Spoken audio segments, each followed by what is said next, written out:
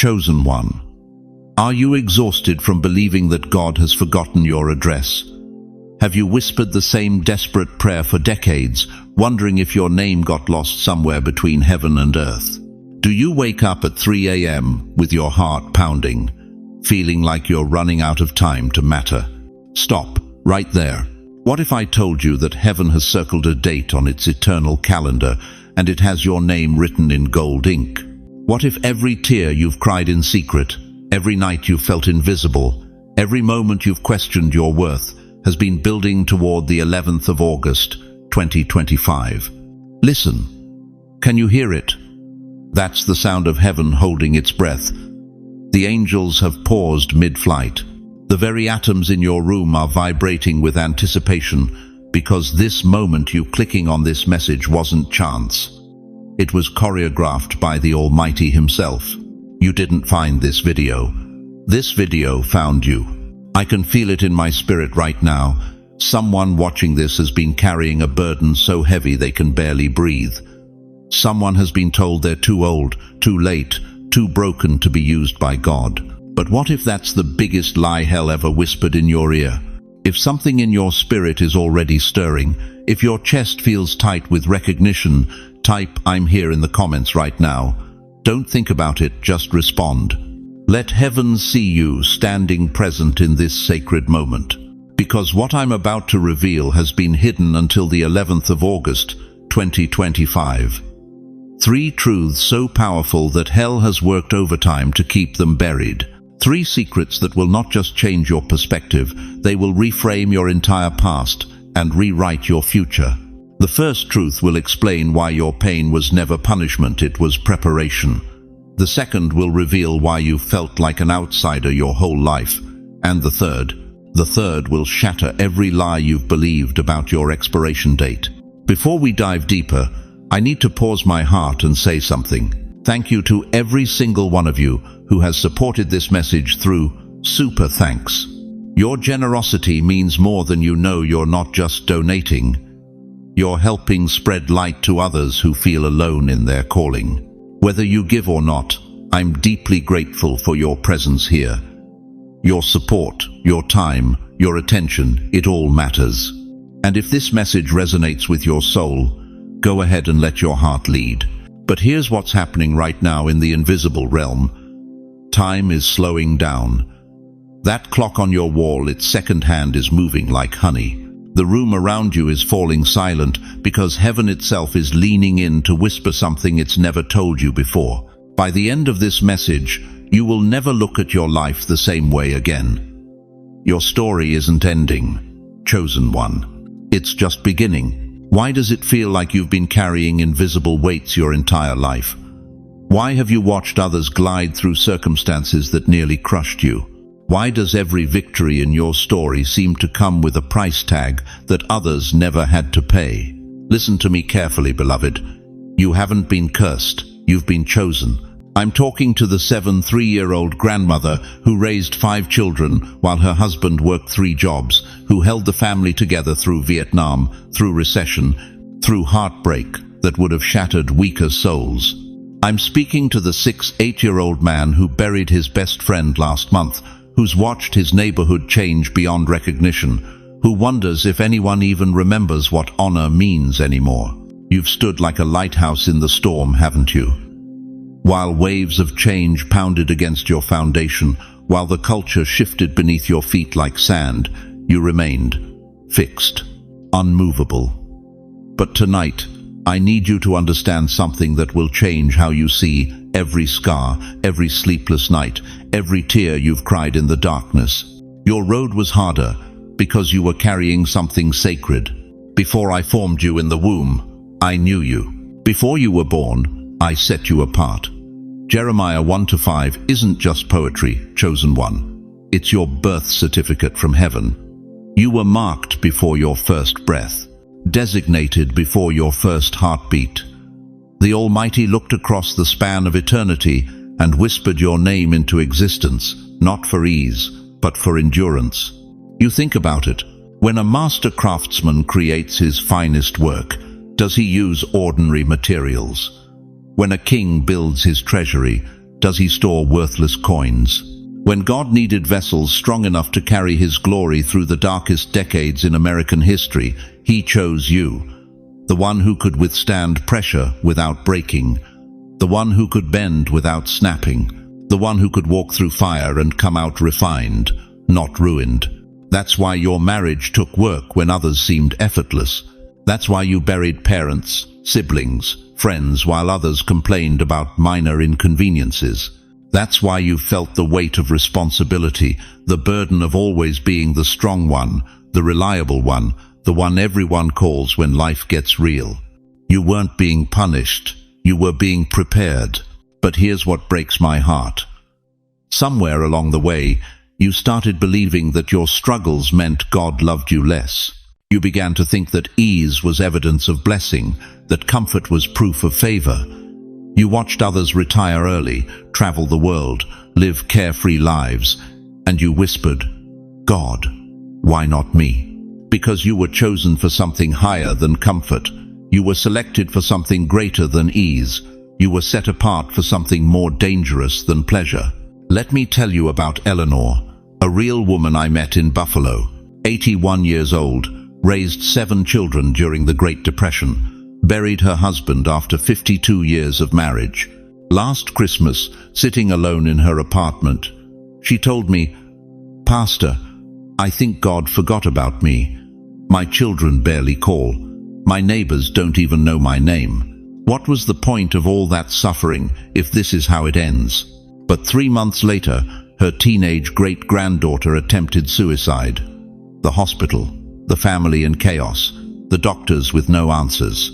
And in that ICU room, when everyone else had run out of words, Eleanor took that girl's hand and spoke life with a voice that had been seasoned by 8 decades of trusting God in the dark. Today, that girl is alive, thriving, and tells everyone that her great-grandmother's prayers saved her life. You see, Eleanor's years of apparent isolation weren't abandonment. They were preparation. Every tear she'd cried, every lonely night she'd endured, every moment she'd questioned God's plan, it all converged in that hospital room where only someone who had walked through the valley of the shadow of death could speak resurrection to someone contemplating the grave. Your pain wasn't pointless. It was prophetic. The sleepless nights taught you to pray without ceasing. The financial struggles taught you that Jehovah Jireh provides when banks fail. The health scares taught you that your life is held in hands stronger than any doctor's. The betrayals taught you to trust God when people prove untrustworthy. You've been attending the University of Divine Endurance, and your graduation day is the 11th of August, 2025.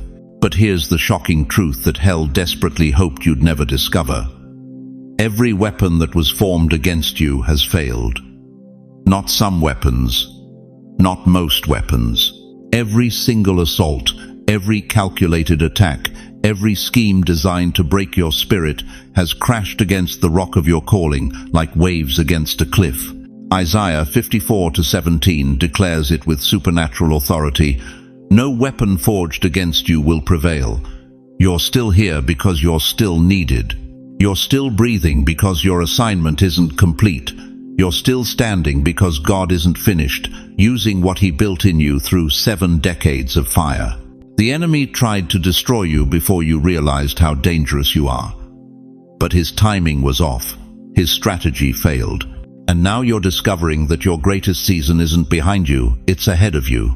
If you know your life has been harder because you were set apart, if you recognize that your struggles weren't random but strategic, if something in your spirit is confirming that this message is about you, say, "That's me right now." Don't think about it. Don't analyze it. Declare it. Let heaven hear you acknowledge what hell tried to hide. Because, chosen one, everything you've endured was preparation for what you're about to step into, and what's coming next will make every tear worth it. Chosen one, let me tell you about a day that changed everything. May 8th, 1945. The whole world held its breath as news crackled across radio waves. Germany has surrendered. V.E. Day. Victory in Europe. After 6 years of darkness, After millions of prayers whispered in bombed-out churches, after countless mothers clutched their sons' photos and begged God for just one more miracle, the war was over. But here's what shakes me to my core. That victory didn't happen randomly. It was orchestrated, planned, written in the books of heaven long before the first shot was fired. And every single person who lived through that darkness, who endured the rationing, who slept in subway tunnels while bombs fell overhead, they were all being prepared for that one shining moment when light conquered darkness. The 20th of July, 1969, 650 million people around the globe stopped what they were doing to watch a grainy television screen. Neil Armstrong's boot touched lunar dust, and humanity held its collective breath as his voice crackled across 240,000 miles of space. One small step for man, one giant leap for mankind. That wasn't just exploration, beloved. That was prophecy in motion. Isaiah 55:11 declares, "My word will not return to me empty, but will accomplish what I desire and achieve the purpose for which I sent it." And now, the 11th of August, 2025. Heaven has been circling this date with the same divine precision, the same eternal intention, the same unstoppable purpose. You've been living through your own version of those dark war years, haven't you? The financial battles that left you counting pennies instead of blessings. The health scares that made you question if your body was becoming your enemy. The family betrayals that cut so deep, you wondered if trust was just a luxury for the naive. The church disappointments that made you feel like God's people had forgotten God's heart. But what if I told you something that would change how you see every single struggle you've endured? What if every attack on your life, every storm that should have destroyed you, every valley that felt like your final resting place, what if all of it was hell's desperate attempt to stop you from reaching the 11th of August? Think about this, dear one. Why would the enemy waste his highest caliber warfare on someone insignificant? Why would darkness mobilize its fiercest demons against a life that posed no threat? The devil doesn't deploy strategic attacks against empty vessels. He reserves his most vicious assaults for those carrying the most dangerous cargo. You've been under surveillance since birth because hell recognized something heaven planted in you. Something that would become fully activated on the 11th of August, 2025. Remember Queen Esther? A young woman who thought she was just living her life, adapting to palace protocol, trying to survive in a foreign land. But Mordecai saw something she couldn't see. When the decree went out to annihilate every Jewish person in the Persian Empire, he sent her a message that would echo through eternity. Who knows but that you have come to your royal position for such a time as this? For such a time as this. Not for comfort, not for convenience, for crisis.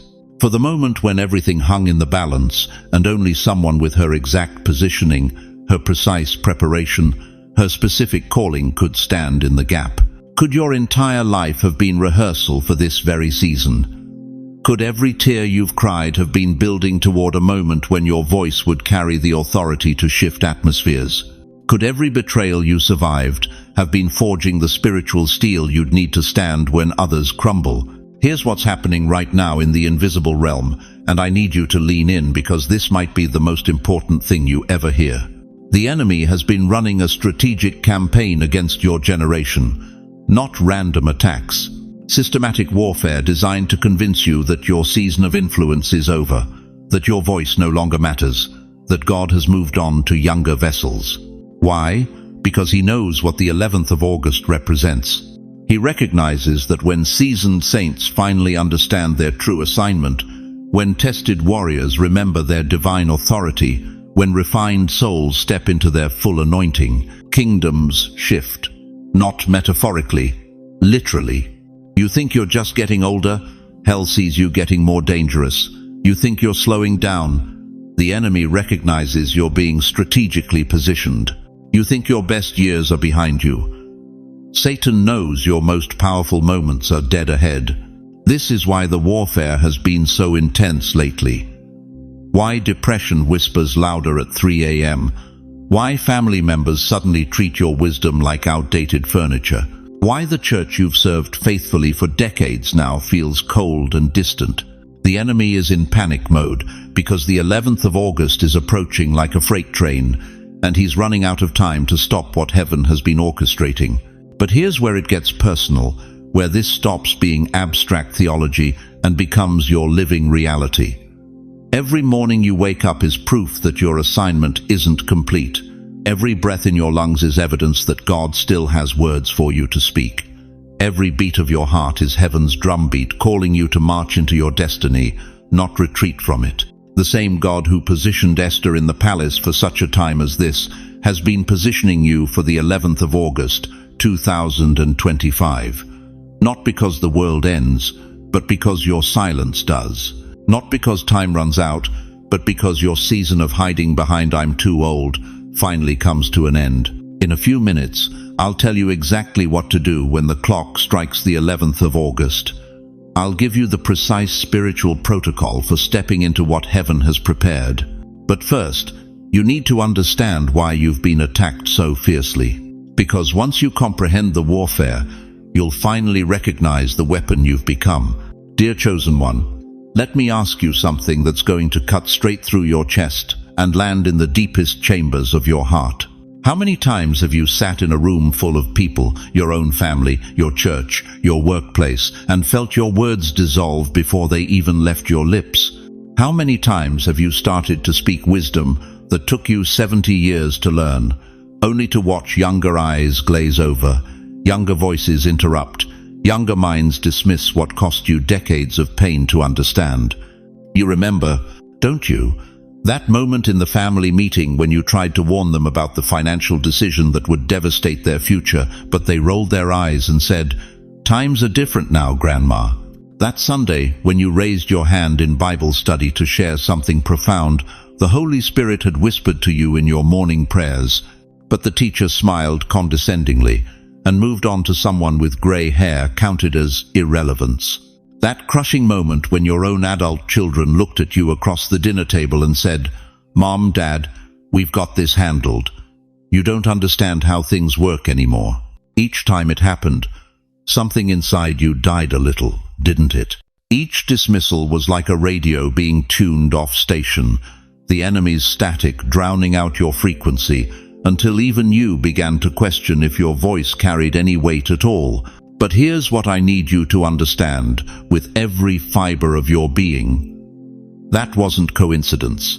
That wasn't just the natural progression of aging or cultural shift. That was warfare. Strategic, calculated, intentional warfare against the most dangerous weapon you possess, your voice. You see, the enemy didn't attack your voice because it was weak. He attacked it because it was loaded with authority. Every rejection you faced, every time you were talked over, every moment you felt invisible in conversations that desperately needed your input, that was hell working overtime to silence something that terrified the kingdom of darkness. Think about this. Why would the enemy waste his energy on someone irrelevant? Why would the forces of hell mobilize against someone who posed no threat? The very fact that your voice has been under assault for decades is proof, undeniable, irrefutable proof that you carry something they fear. Let me paint you a picture that will shatter every lie you've believed about your silence. Picture Moses at 80 years old, standing before Pharaoh with a stutter that had plagued him his entire life. In Exodus 4:10, Moses says to God, "I am slow of speech and tongue." But God didn't say, "You're right, Moses, let me find someone more eloquent." God said, "Who gave human beings their mouths? Is it not I, the Lord? Your stutter isn't your disqualification. Your age isn't your limitation. Your supposed irrelevance isn't heaven's verdict. Every attempt to silence you has been hell's desperate attempt to prevent what God is about to release through your mouth. Do you remember when Jesus spoke in his hometown synagogue in Luke 4? The people who had watched him grow up couldn't handle the authority in his voice. They tried to throw him off a cliff because words spoken with divine backing threatened their comfortable assumptions. Your voice, seasoned by 70, 80, 90 years of walking with God, carries that same threatening authority. But here's where it gets personal, where this cuts into the marrow of your soul. How many prophetic dreams have you buried because someone told you that you were getting senile? How many words of wisdom have you swallowed because the world convinced you that your generation's insights were outdated? How many times have you felt the Holy Spirit nudging you to speak life into a dying situation, but you stayed quiet because you believed the lie that your voice no longer mattered? The enemy knew something about your voice that you forgot. He knew that when you speak from a place of tested faith, when you declare God's promises from a foundation of proven faithfulness, something shifts in the spiritual atmosphere. Your words don't just carry information, they carry transformation. Malachi 3:3 tells us, "He will sit as a refiner and purifier of silver." But here's what most people miss. The refining fire wasn't punishment, it was preparation. Every painful experience that tried to steal your voice was actually purifying it, removing the dross of doubt, the impurities of people-pleasing, the contamination of fear. You've been refined like silver, dear one. And silver, when properly refined, doesn't just shine, it reflects. Your voice now reflects the heart of God with a clarity that only comes from decades of divine refining. But I need you to understand the urgency of this moment. Right now, while you're listening to these words, there are grandchildren drowning in despair who need to hear that someone who looks like their future still believes in miracles. There are communities unraveling because the voices of wisdom have been systematically silenced. There are churches dying because the generation that knows how to pray has been convinced their prayers don't carry weight anymore. Your silence isn't protecting you, it's robbing them. So right now, wherever you are, I want you to do something that might feel uncomfortable, something that might challenge every lie you've believed about your relevance. Sit up straight, lift your head, feel your shoulders pull back with the weight of divine authority, and say it out loud. My voice is rising again. Say it louder. My voice is rising again. Let your neighbors hear it. My voice is rising again. Because that declaration isn't just words, it's a war cry. It's a notice to hell that the season of your silence is over. It's a frequency adjustment that tunes you back into heaven's wavelength after years of enemy static. If something just shifted in your spirit, if you felt power surge through your vocal cords, don't keep it to yourself. Comment below, "My voice is rising," and let this community of awakened ones drown out the static that's been jamming your signal for too long. But here's the question that will determine whether this moment becomes a memory or a movement. Now that you know your voice was targeted because it was powerful, what are you going to do with that revelation? Chosen one, I need to tell you about Dorothy. 83 years old, arthritic hands, a voice weathered by decades of disappointment. Her own children barely called anymore. Her grandchildren lived in a digital world she couldn't understand.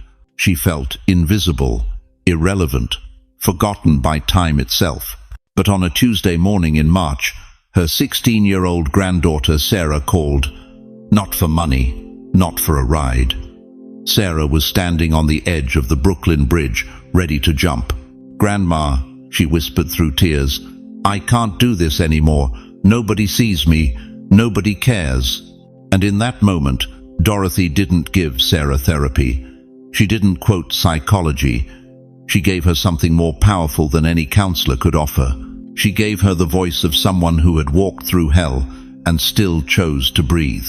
"Baby girl," Dorothy said, her voice trembling but unbroken, "I see you. God sees you. And if an old woman like me can survive what I've survived, you can survive this." 20 minutes later, Sarah stepped back from that ledge.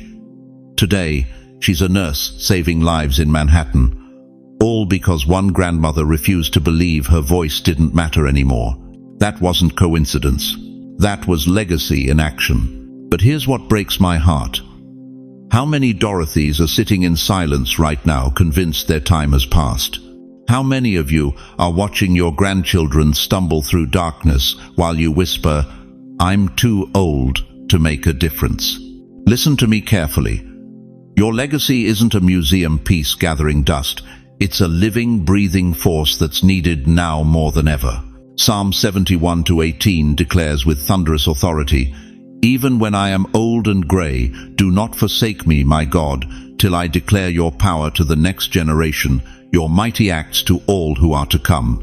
Did you catch that? Even when you are old and grey, not despite your age, but because of it. God doesn't retire his witnesses, he promotes them to elder status. Think about the bristlecone pine trees in California's White Mountains, gnarled, weather-beaten, some over 5,000 years old. They've survived ice ages, droughts, wildfires that would kill younger trees in minutes. Their bark is scarred, their branches twisted by wind and time, but they're still standing, still growing, still reaching toward heaven. That's you, chosen one. Your scars aren't signs of defeat, they're proof of endurance. Your wrinkles aren't evidence of decay, they're maps of wisdom carved by time itself. Your slower pace isn't weakness, it's the measured walk of someone who knows where they're going. But the enemy has been whispering lies in your ear for years. Your time is up, your voice is outdated. Nobody listens to old people anymore. And you've believed it, haven't you? You've retreated into silence while a generation drowns in confusion. Meanwhile, your great-granddaughter is cutting herself in a bathroom stall because she can't find worth in a world obsessed with perfection. Your grandson is overdosing on fentanyl because no one taught him that pain has purpose. Your neighbor's teenager is being trafficked while you water your plants and wonder if you matter. You think your story is ending? Your story is what theirs depends on. Here's the shocking truth the culture doesn't want you to know.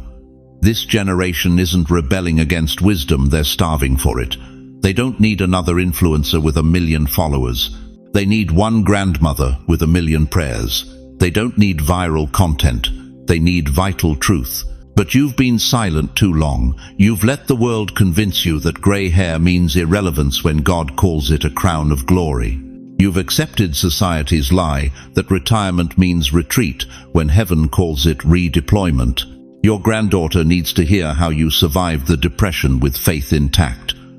Your grandson needs to know how you buried 3 babies and still praised God. Your neighbor's child needs to see what it looks like when someone chooses hope over despair, day after day, year after year. This isn't about giving advice. This is about giving testimony. This isn't about preaching sermons. This is about living proof that God is faithful, even when life isn't fair. But the 11th of August is coming, and something is shifting in the spiritual realm. The same God who used Anna at 84 to recognize the Messiah is preparing to use you at your age to recognize the moment. The same power that flowed through Caleb at 85 to conquer mountains is stirring in your bones right now. You feel it, don't you? That restlessness, that stirring, that sense that you're carrying something too important to take to your grave. What if the revival your church has been praying for isn't waiting for a young, charismatic preacher? What if it's waiting for you to finally open your mouth and let your testimony thunder across the silence? What if the breakthrough your family needs isn't going to come through counseling or medication, but through one elder who refuses to die with their song still inside them? The bristlecone pine doesn't apologize for its scars. It wears them as evidence of survival. It doesn't hide its age.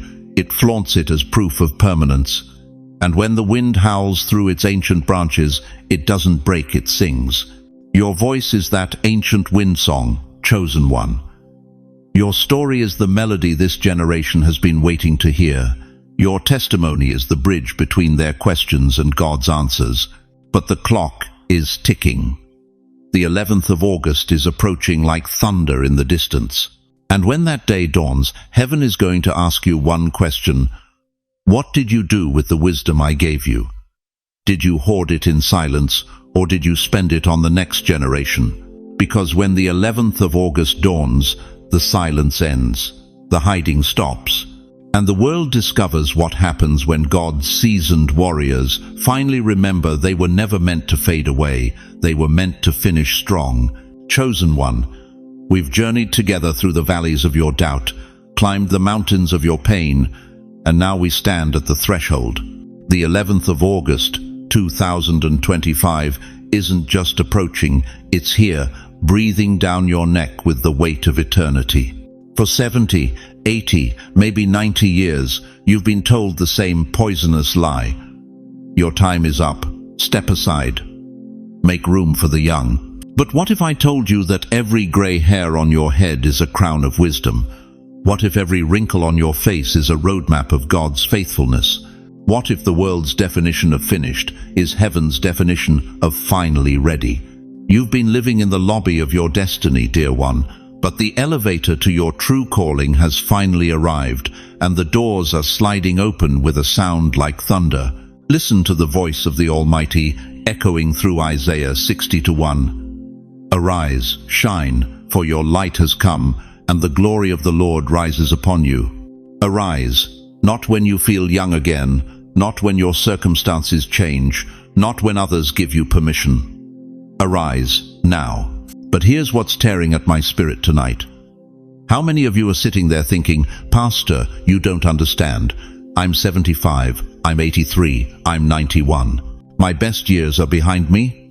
How many of you have swallowed the world's narrative about aging like bitter medicine, believing that your expiration date expired decades ago? Stop, just stop.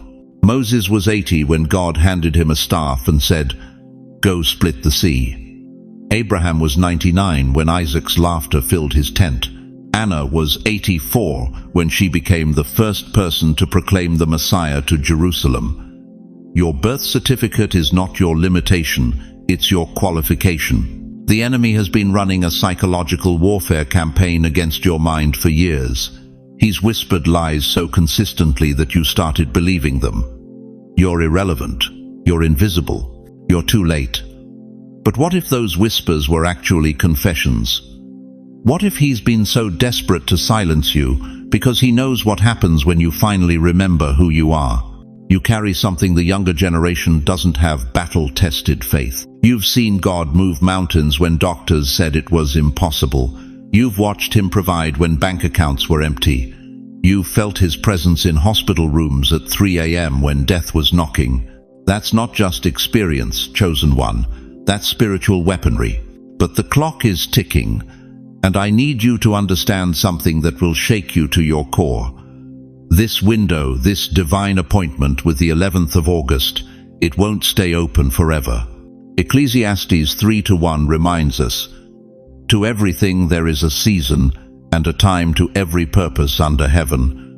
Your season isn't ending, it's exploding into fullness. Right now, I'm going to give you 3 prophetic actions that will activate what God has been building in the secret places of your soul. First, tomorrow at sunrise, step outside. Look toward the horizon and speak this declaration. Lord, I am not finished. I receive the assignment you've held in reserve for my latter years. Don't whisper it, declare it. Let the neighborhood hear heaven's plans for you. Second, there's someone God has been bringing to your mind during this message. That estranged child, that hurting neighbor, that broken friend. Reach out to them within 24 hours, not next week, not when you feel ready. Now. Your voice carries healing they desperately need. Third, write down one dream that you buried alive. That book you never wrote, that ministry you never started, that conversation you never had. Write it on paper, hold it to your chest, and pray, God, if this is still alive in you, resurrect it in me. These aren't suggestions, beloved. These are divine directives from the throne room of glory. But let me address the elephant in the room, the voice in your head screaming, what if I fail? What if I'm too weak? What if people laugh? Dear one, what if you succeed beyond your wildest dreams? What if your weakness becomes the conduit for his strength? What if the people who laugh today become the ones who weep at your legacy tomorrow? You've survived everything hell threw at you, every betrayal that should have broken you, every loss that should have destroyed you, every diagnosis that should have defeated you. You're still here. You're still breathing. You're still believing. That's not accident. That's armor. That's proof you were built for battle, not retirement.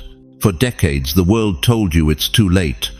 Your family whispered you should slow down. Society suggested you step aside. But when the author of time himself says, now, the clock obeys. The mountains move, the seas part, the dead rise, and chosen ones who thought their story was ending discover it was just beginning to make sense. Can you feel it? That earthquake in your spirit, that resurrection power stirring in your bones. That's not nostalgia, dear one. That's activation. That's the sound of a calling that never died, only waited for the right moment to roar. The door to the 11th of August is standing wide open. The threshold is gleaming with supernatural light. Your assignment is waiting on the other side. But you have to choose. You have to step. You have to believe that the best wine truly is saved for last.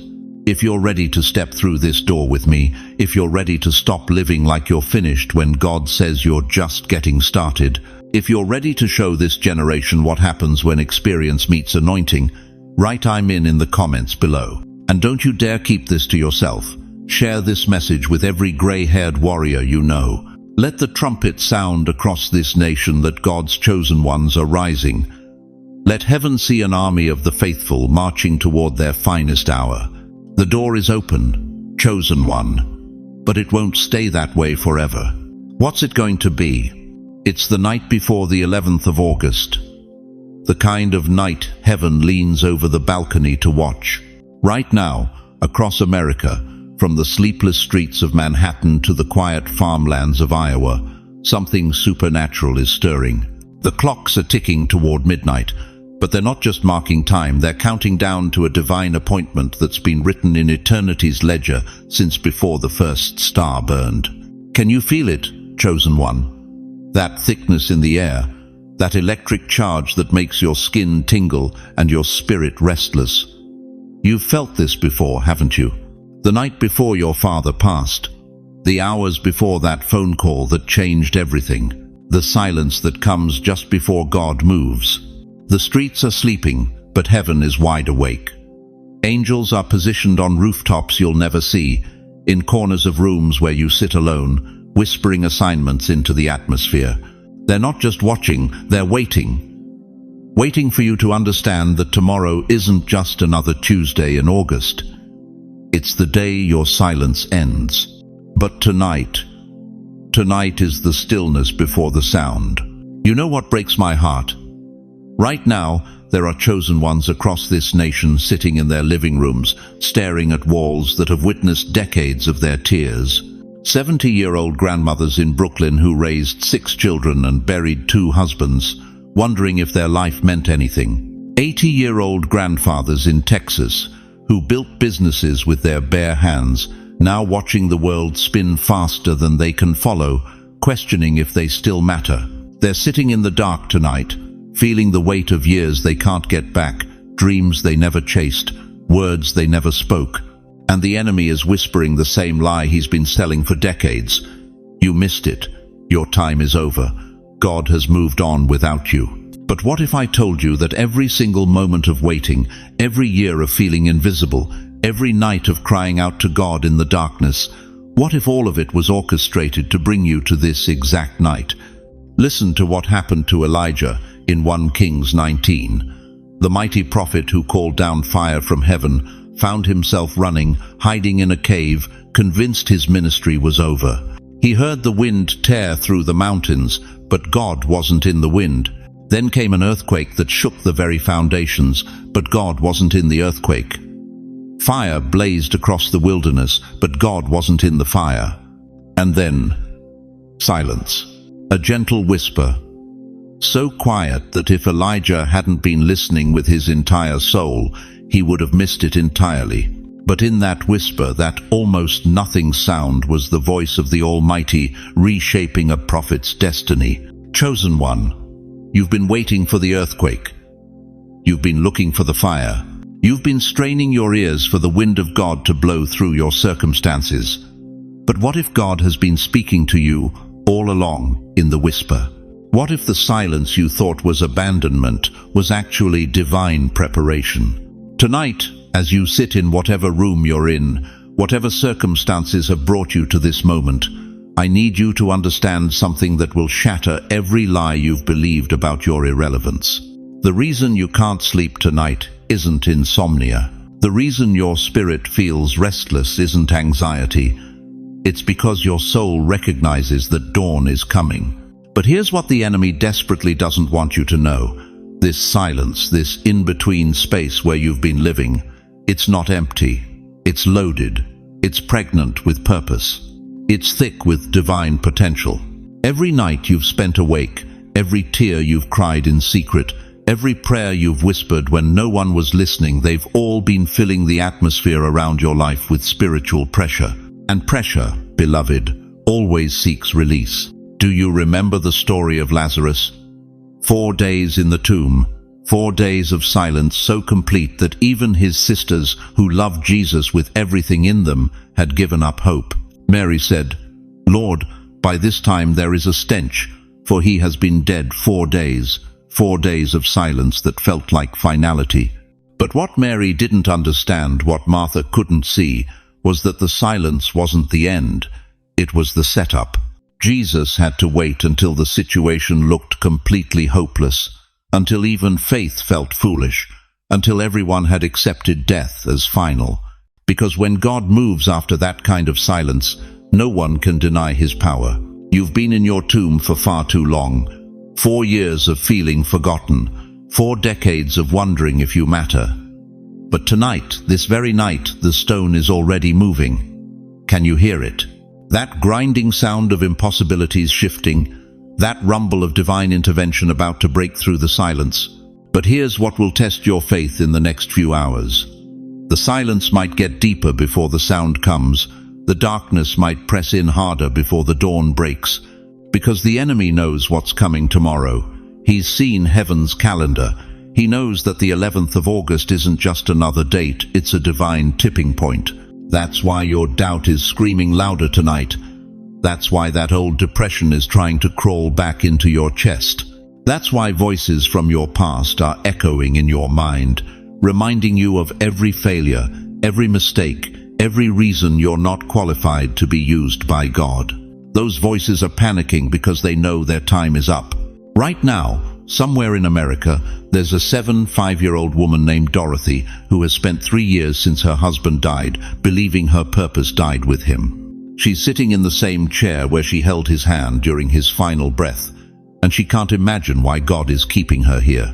But what Dorothy doesn't know is that tomorrow morning her phone will ring with a call that will change everything. There's an 82-year-old man named Robert in Ohio who built a construction company from nothing, raised 4 children who barely call anymore, and spends his evenings wondering if his life was wasted. He doesn't know that in 12 hours, God is going to use his weathered hands and broken heart to save someone's life. The silence before the sound is always the most difficult part, because silence makes you think nothing is happening. But chosen one, the greatest movements of God always begin in the quiet. Creation itself started in the darkness, with the Spirit hovering over the void, waiting for the Father to speak. And tomorrow, God speaks again. When the sound comes, when that divine whisper becomes a roar that shakes every foundation of hell, nothing will remain the same. Your voice will carry authority you never knew you possessed. Your prayers will move mountains you thought were immovable. Your presence will shift atmospheres in ways that will leave people asking, "What happened to you?" But that's tomorrow. Tonight is for listening. Tonight is for positioning. Tonight is for believing that the God who holds the universe in his hands hasn't forgotten your address, your name, or your calling. So I ask you this. In these final hours before dawn breaks, will you trust the silence, or will you let fear convince you that nothing is about to change? Because chosen one, when morning comes, the sound you hear won't just be your alarm clock. It will be the trumpet of your awakening. Listen to me, chosen one. Right now, as I speak these words, something is shifting in the spiritual atmosphere over your life. Can you feel it? That electricity in the air, that tension building like the moments before thunder splits the sky. The 11th of August isn't just another sunrise. It's the morning when heaven's trumpet sounds over your situation. and every wall that has imprisoned you for decades finally meets its match. But let me ask you something that's going to cut deep into your soul. How long have you been living behind walls you didn't even build? How many years have you accepted isolation as your portion, depression as your companion, fear as your roommate? How long have you been whispering prayers through the cracks instead of commanding those walls to fall? You see, dear soul, you've been living like the Israelites at Jericho. For 7 days they marched around those massive walls in complete silence. 7 days of staring at the same impossible barriers. 7 days of wondering if God had forgotten how to move mountains. But on the 7th day, on the 7th day, everything changed. Joshua 6:20 records it with stunning simplicity. When the trumpet sounded, the army shouted, and at the sound of the trumpet, when the men gave a loud shout, the wall collapsed. Did you catch that? The walls didn't crumble slowly. They didn't chip away piece by piece. In one supernatural moment, what had stood for generations was completely obliterated by the sound of their voice aligned with heaven's decree. But here's what most people miss about that story. The walls of Jericho weren't just stone and mortar. They were symbols of everything that said impossible. They were monuments to limitation. They were the physical manifestation of every lie that whispered, "You'll never break through, you'll never break free, you'll never break out." Sound familiar? How many walls has the enemy built around your life? The wall of "you're too old now." The wall of "nobody cares what you have to say anymore." The wall of "your best years are behind you." The wall of "God uses younger people for important things." Those aren't just thoughts, beloved. Those are spiritual barriers designed to keep you contained, controlled, and convinced that breakthrough is for everyone else but you. But what if I told you that your voice, yes, your voice, carries the same demolition power that brought down Jericho? What if every word you speak in faith becomes a trumpet blast that shakes the foundations of hell itself? When the first light touches the horizon on the 11th of August, when your feet touch the floor, when you take that first conscious breath of a new day, the sound will go out. Not from some distant trumpet, but from your own throat. The sound of someone who has finally remembered that they were not created to live behind walls. Walls fall when you speak, not when you whisper, not when you hope. When you speak with the authority of someone who knows their name is written in the Lamb's Book of Life. Walls fall when you step, not when you hesitate, not when you second guess. When you step forward with the confidence of someone who knows that greater is He that is in you than he that is in the world. Walls fall when you refuse to sit down, when you refuse to accept defeat as your destiny, when you refuse to let your age, your pain, your past become the final word over your future. But here's what's going to shock you. The walls around your life have been shaking for months. Every time you've prayed through tears, you've sent shockwaves through their foundation. Every time you've chosen faith over fear, you've created fractures in their structure. Every time you've refused to give up when giving up would have been easier, you've been preparing for this moment. Right now, I need you to do something that might feel impossible, but it's absolutely necessary. I need you to open your mouth right where you are and say these words out loud. The walls are falling. Don't whisper it, don't think it. Say it with the authority of someone who knows that God's word never returns void. Say it until you feel the atmosphere around you shift. Say it until something in your spirit awakens that's been sleeping for years. And now type it in the comments. The walls are falling. Let this entire community witness your declaration. Let heaven record your agreement with God's plan for your breakthrough. Because here's what hell doesn't want you to understand. Your voice isn't just sound waves moving through air. Your voice is a weapon of mass destruction against every force that has tried to limit you, silence you, or sideline you. When you speak with divine authority, depression has to back down. When you declare God's truth over your situation, isolation has to pack up and leave. When you refuse to be quiet about God's goodness in your life, fear loses its grip on your future. The prophet Isaiah understood this when he declared in Isaiah 55:11, so is my word that goes out from my mouth. It will not return to me empty, but will accomplish what I desire and achieve the purpose for which I sent it. Your words, when aligned with God's will, become His words. And God's words have never known defeat. But there's something you need to understand about the 11th of August that will change everything. This isn't just about your personal breakthrough. This is about you becoming the sound that breaks walls for others. You see, when your walls fall, you don't just walk into freedom, you become a freedom fighter. Every person in your family who has accepted limitation as their legacy needs to see your walls come down. Every neighbor who has given up hope needs to hear the sound of your victory. Every stranger who crosses your path needs to feel the vibration of someone who refused to live contained. You are not just receiving a breakthrough, you are becoming one. So tell me, chosen one, when the morning light of the 11th of August touches your face, what will be the first wall you command to fall? What limitation will be the first to meet your voice? What lie about your life will be the first to crumble under the weight of God's truth spoken through your mouth? Because the trumpet is already sounding, and the walls are already shaking. The only question that remains is, are you ready to add your voice to heaven's chorus and watch impossibility itself collapse at your feet? Chosen one, I need you to understand something that will shake you to your very foundation. Right now, at this exact moment, there are walls around your life that have stood for decades. Walls of isolation that whisper nobody understands you. Walls of depression that echo you'll never be happy again. Walls of fear that scream, it's too late for you now. But what if I told you that the 11th of August, 2025, isn't just another sunrise? What if it's the morning when heaven's trumpet sounds, and every wall that has imprisoned your purpose comes crashing down? Listen to me carefully. In Joshua chapter 6, the children of Israel faced the impossible walls of Jericho, 40-foot-high limestone barriers that had never been breached. For 6 days they marched in silence while those walls mocked their faith. Can you imagine the doubt creeping in? Maybe God forgot about us. Maybe we're too small. Maybe it's hopeless. But on the 7th day, something shifted in the spiritual atmosphere.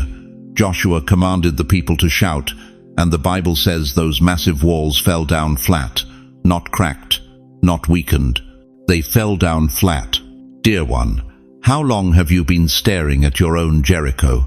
How many years have you walked around those walls of loneliness, convinced they're permanent?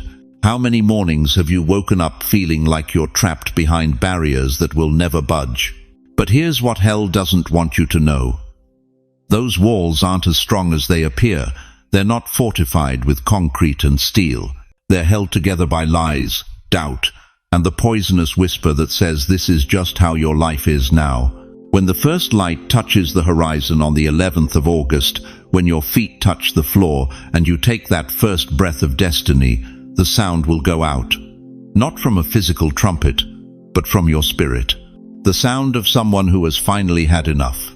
The sound of a chosen one who refuses to die quietly behind walls. You want to know why the enemy built those walls so high around your life? Because he saw what God planted inside you. He saw the prayer warrior who could shake nations. He saw the voice that could speak life into dead situations. He saw the testimony that could demolish every lie he's ever told. But beloved, walls fall when you speak. Say it with me. Walls fall when you speak. Every time you open your mouth and declare God's truth instead of your circumstances, those barriers tremble. Every time you choose praise over complaint, worship over worry, faith over fear, you're undermining the very foundation of what's holding you back. Walls fall when you step. Stop hiding in the shadows of what if and too late.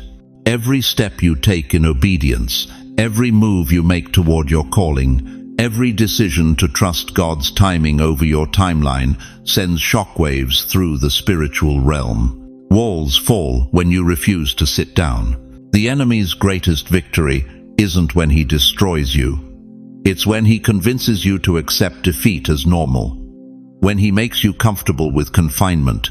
When he tricks you into believing that walls are protection instead of prison. But not today. Not anymore. I can feel it building in the atmosphere right now. That same supernatural tension that filled the air around Jericho. The very molecules around you are vibrating with anticipation because something ancient and powerful is about to be unleashed. Right now, I need you to do something that will terrify every demonic force that's been building walls around your destiny. I need you to open your mouth and declare with everything in you, the walls are falling. Don't whisper it. Don't think it. Shoot it. Let your neighbors hear you. Let heaven hear you. Let hell know that you're done being contained. Say it again, louder this time. The walls are falling. And now, type it in the comments. Let this community of warriors see your declaration. Let the written word become a prophetic monument that seals what your voice just released. Type, the walls are falling, because something supernatural happens when you speak, step, and refuse to surrender. The sound waves of your faith don't just travel through air.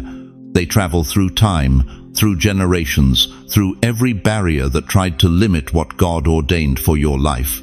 I'm talking to the grandmother who's been told she's too old to dream. The walls are falling. I'm speaking to the grandfather who's been convinced his voice doesn't matter anymore. The walls are falling. I'm declaring over the senior who's been isolated, forgotten, written off by a world that worships youth. The walls are falling. When Moses stood at the Red Sea with 2 million people behind him and Pharaoh's army charging forward, what did God tell him? Tell the children of Israel to go forward, not backward into slavery, not sideways into compromise, forward into impossibility.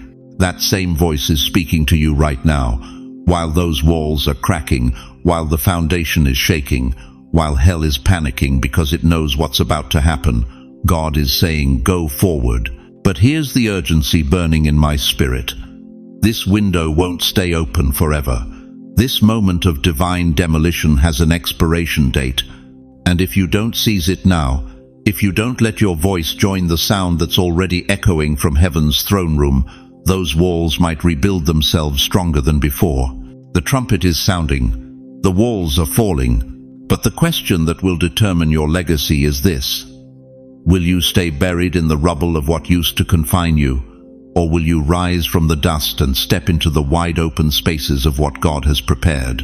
Because chosen one, what happens next will either be your greatest breakthrough or your greatest regret.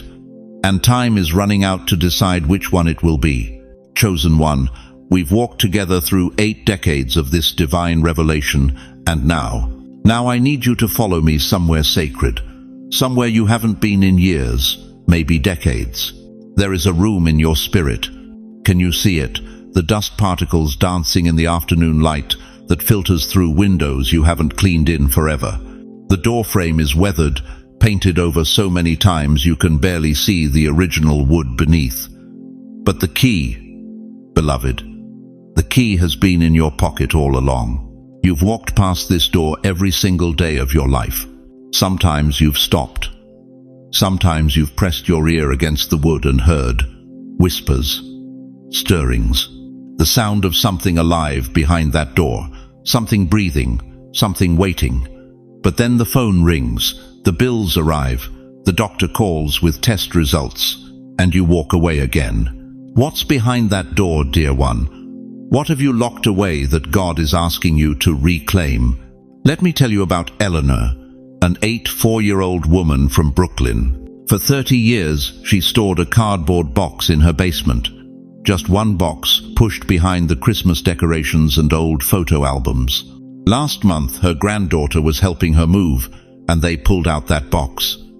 Inside were letters, dozens of them, from women in prison who had read Eleanor's testimony in a small Christian newsletter back in 1993. Your words saved my life. One letter read, I was planning to kill myself the night I read your story. Another, because of what you wrote, I found Jesus behind these bars, letter after letter. Lives changed, souls saved. All because Eleanor had shared her story of surviving domestic abuse and finding God's love. For 30 years, those letters had been gathering dust. For 30 years, Eleanor had convinced herself that her writing days were over, that her voice didn't matter anymore. But as she read each letter, tears streaming down her weathered cheeks, she whispered, "Lord, did I give up too soon?" That night, at 84 years old, Eleanor started writing again. Now she has a blog that reaches women in 17 countries. Her book comes out next spring. And it all began when she opened a box she thought held nothing but old papers.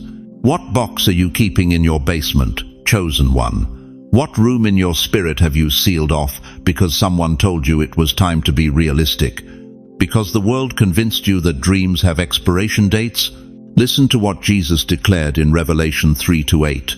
"I have placed before you an open door that no one can shut. Not I will place, not I might place, I have placed." Past tense, already done. The door is already open, beloved. You're just afraid to walk through it. But why? Why have you kept that room locked? Is it because the last time you shared your heart, someone crushed it? Is it because you tried to write, to sing, to speak, to lead, and the world told you to sit down and be quiet? Is it because at 70, at 75, at 80 years old, you've bought into the demonic lie that your season of significance is over? Let me shock your system with a truth that will rearrange your spiritual DNA. The room you've locked away isn't filled with dusty memories. It's filled with unfulfilled destiny. Every journal you stopped writing in, every song you stopped humming, every prayer you stopped believing could change anything, every dream you buried under the weight of "I'm too old now." They're all in that room, and they're not dead. They're dormant. They're waiting. You think you missed your moment. Moses was 80 when God said, "Now you're ready." Anna was 84 when she recognized the Messiah in the temple. Caleb was 85 when he said, "Give me this mountain." Your wrinkles aren't signs of decline. They're evidence of refinement. Your gray hair isn't a warning that time is running out. It's a crown of wisdom that qualifies you for assignments the young can't handle. But here's what breaks my heart. Here's what makes me weep in my prayer closet at 3 a.m. You've been walking past that room for so long, you've forgotten what's inside. You've convinced yourself it was just foolish dreams, just wishful thinking, just the naive hopes of someone who didn't understand how hard life really is. But what if those dreams came from God? What if that calling you've ignored, that vision you've dismissed, that passion you've suppressed, is exactly what this broken world needs right now? What if your silence has been the enemy's greatest victory? Think about this. David wrote his most powerful psalms when he was old and tired. John received the book of Revelation when he was in his 92nd, exiled and forgotten by the world. Moses led Israel to the promised land with arthritis in his bones and trembling in his hands. God doesn't need your youth. He needs your yielding. He doesn't need your strength. He needs your surrender. He doesn't need your perfection.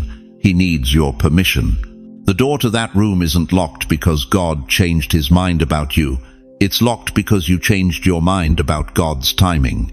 You decided that August meant autumn instead of harvest. You concluded that silver hair meant sunset instead of sunrise. But I'm here to tell you that the same God who called you 50 years ago is calling you today. The same spirit that stirred your heart when you were young is stirring it now. The same purpose that burned in your chest when the world was full of possibilities is burning still. You want to know why you can't sleep at night? Why you wake up with unexplained restlessness? Why certain songs make you weep and certain scriptures make your spirit leap? It's that room calling to you. It's your destiny knocking on the walls of your hesitation. The key is in your pocket, chosen one. It always has been. It's called faith. It's called obedience. It's called the willingness to believe that God's plans for you haven't expired just because your body has aged. If you're ready to stop living beneath your calling, if you're ready to open that room and reclaim what God has been keeping on ice for you, then declare it right now. Not tomorrow. Not when you feel more confident. Right now, say it. The door is open, and I am walking in. But before you step across that threshold, you need to understand what's waiting for you on the other side. Because once you open that door, once you remember who you really are, there's no going back to small living. There's no returning to the safety of insignificance. Are you ready for that level of responsibility? Are you prepared for God to use your remaining years in ways that will make your past look like preparation? Chosen one, I need you to picture something that will shake you to your core. Right now, at this very moment, there are keys in your possession. Not the ones jingling in your pocket or hanging by your front door. I'm talking about ancient keys, spiritual keys, keys that have been passed down through bloodlines of faith for centuries. Some of these keys are older than America itself. Can you feel the weight of that truth settling in your chest? While you've been convinced that your age makes you irrelevant, heaven has been preparing you to carry the most sacred instruments of spiritual authority ever entrusted to human hands. Isaiah 22:22 declares, I will place on his shoulder the key of the house of David. What he opens, no one can shut, and what he shuts, no one can open. These aren't metaphors, beloved. These are divine realities. And you, yes, you sitting there wondering if your best days are behind you, you are the key holder. But let me ask you something that might cut deep. How many years have you spent apologizing for your age instead of recognizing it as your greatest qualification? How many times have you stepped aside for younger voices when God was positioning you to unlock doors they don't even know exist? The enemy has been running a masterful deception campaign. He's convinced you that gray hair means God's grace has expired, that wrinkles equal worthlessness, that retirement means spiritual irrelevance. But that's not just wrong, it's backwards. You think Moses was too old at 80? God called that preparation. You think Sarah was past her prime at 90? Heaven called that perfect timing. You think Anna was just another elderly woman in the temple at 84? She was the first human being to prophetically recognize the Messiah. Your age isn't your limitation. It's your license to operate in realms the young can't access. Here's what breaks my heart. While you've been hiding in the shadows of self-doubt, there are keys in your spirit that could unlock generational bondage. There are prayers in your mouth that could split atmospheres of oppression. There are words in your heart that could resurrect dead dreams in your grandchildren. But instead of using these keys, you've been polishing them in secret, wondering if anyone would even notice if you disappeared. Listen to me carefully. You are not being retired. You are being refired. The word retire comes from the French word retirer, meaning to withdraw or retreat. But God doesn't call his generals to retreat when the final battle approaches. He calls them to the front lines, because only those who've been tested by fire can handle the heat of his glory. Think about the keys you've accumulated through decades of walking with God. The key of endurance, you've outlasted storms that destroyed younger trees. The key of wisdom, you've seen enough cycles to recognize patterns. The key of intercession, your prayers carry the authority of someone who's watched God answer the impossible. These aren't antique relics, chosen one. These are cutting-edge spiritual technology. But here's the urgency that should grip your soul. There's a generation drowning in confusion right now. Your grandchildren are cutting themselves because they don't know their identity. Young adults are overdosing on despair because they can't find purpose. Entire families are imploding because no one remembers how to fight for covenant. And where are the key holders? Where are the ones who know how to unlock heaven in impossible situations? They're sitting in recliners, convinced they're too old to matter. Do you understand the cosmic tragedy of this moment? While demons are running rampant through our culture, the very people God equipped to bind them are binge-watching Netflix and complaining about their arthritis. But not you, not anymore.